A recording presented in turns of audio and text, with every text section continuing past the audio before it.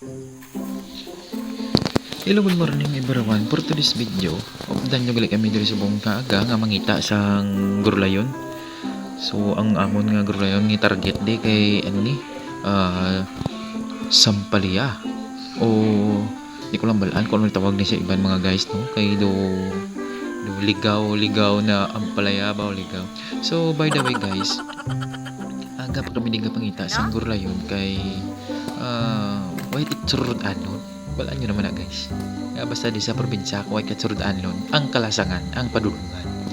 So by the way, manaog kita diri sa kuan guys kay do damo diri sa Sampalaya nga tamukan kita takagina.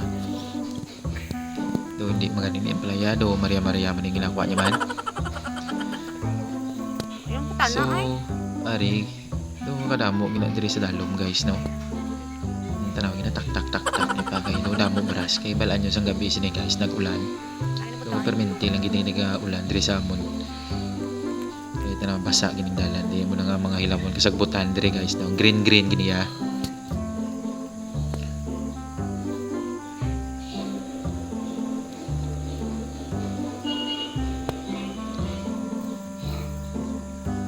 So ning akon nga cameraman ni gal buyong pa niyo. So by the way ari gali kami dire sa Kalasangan Lasyang. So ginagad ko ni siya nga kon nga adtubla di sa dalom. So hindi siya magsugot kinadlo ko sa kabanakon. Kay sige niya katanaw sa YouTube sang mga kubra. Pero way gani siya nadlog itong kubra ang balaan ta pa.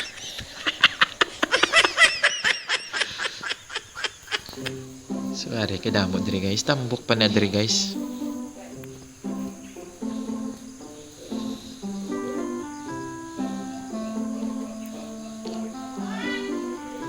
Ano? Ay. Samtang nag-voice over kita guys, may nagapanawag sa aton diri guys no. So ari guys, samtang ginagad ko sa nga diri bala sa dalom kay para makita tagit sa mga aton mga followers ningang mga matambok diri nga kwan di siya guys kinadlok siya, tigin zoom in niya lang. Tanawa daw. Kami nga para pati na sa mga puno kalubida mo na dira guys mo. Tambok na dira ya. So good morning liwat gali sa aton tanan guys no. Samtang nga nagapangwa kita dira guys.